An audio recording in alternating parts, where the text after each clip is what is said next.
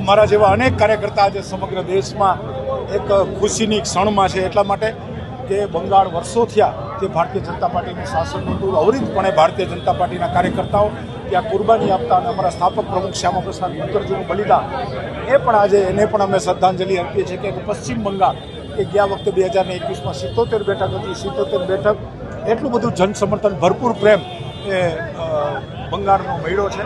નરેન્દ્રભાઈ મોદી અને અમિતભાઈ શાહ બંને ગુજરાતીઓએ આજે કબજો કર્યો છે. ત્યારે 200 કરતાં વધારે સીટ એ ભારતીય જનતા પાર્ટીને મળી છે. ત્યારે ઉત્તરથી દક્ષિણ અને પૂર્વથી પશ્ચિમ કોઈ પણ રાજ્ય હોય ત્યાં વિજય પતાકા, કેસરી પતાકા એ ભારતીય જનતા પાર્ટીના આજે લહેરી રહ્યા છે. જે બંગાળમાં ભયની રાજનીતિ હતી, પુસ્તકની રાજનીતિ હતી, એનો અંત આવ્યો છે અને હવે ફરીથી અન્ય રાજ્યોની જેમ એક વિકાસશીલ રાજ્ય પશ્ચિમ બંગાળનું છે.